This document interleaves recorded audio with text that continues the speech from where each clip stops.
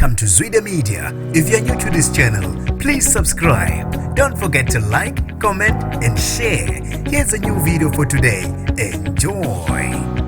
Bathobeke izinhliziyo abazali bamantombazanyana amabili amuka nomfula ebuya emcimbini ngaphansi komasipala inkosazana Dlamini Zuma. Nginibingelele ngiphinde nginamukele kuphina kuphi lanibona khona le video. Mangoqala usijonele elikhasi wamwelekile igama lami usibonga konke wakandwandi Mothanda ungangibiza intatheli ka YouTube. Izidumbu zamantombazanyana amabili eneminyaka elishumi unqobile Sithole kanye nombali Mthembu obeneminyaka engu15 zitholwe ngolwesibili emfuleni umkhomazi ophakelwa yihana okumfula ke abebeminze kuwona kuthiwa lamantombazana atholwe ebangeni elingama-kilometer angu-50 ngaphansi kumasipala umsunduzi. Lamantombazane ayeminze ngezi-2 zika-April ngesikhathi ewela ibhuloho elifishane ayekade ehamba namanye amathathu wona ke akhona ukusinda kubuywa emcimbini owawusendaweni eyodwa kodwa ngaphesheya kumfula. Unina kanqobile ukhanyisile Sithole uthe yize kubuhlungu kodwa bakhonile ukuthobeka amanxeba kancane ngesikhathi sekutholwa izidumbu. Uqhube wathi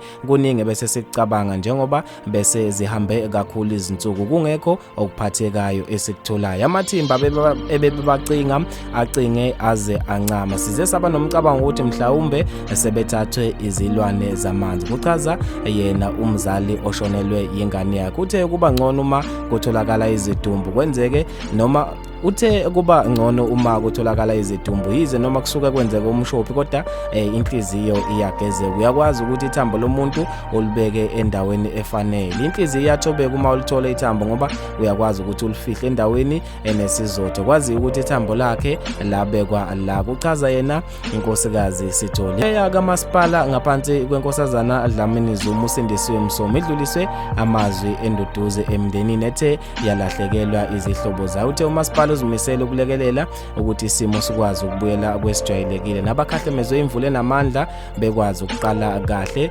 isimo. Esenxusa imiphakathi ukuba mayigweme ukwela amabhuloho amafushane uma imfula ingeniswa. Esenxusa abashayeli ukuba mabangashayeli emgwaqeni nasemabhulohweni agcwele amanzi ngoba lokhu kunobungozi. Okhulumela amaphoyisa akaZulu-Natal uLieutenant Colonel Nqobile Gwala uthe bengaqinisekisa ukuthi ithimba labatakule liwatholile amantombazane ngolesibili. Uthe kuvulwe idokodo lokufa kwabantu. Bafethu ke lezi indaba ezibhlungu ngendlela emangalisayo sithi tutu kubangani kanye nezihlobo esithe zalahlekelwa abathandiweyo bazo. Mina ke njengentatheli ka YouTube sengiphuma kanje. Ungakhohlwa ukusilandela ekhasini lika Instagram @zwide_media.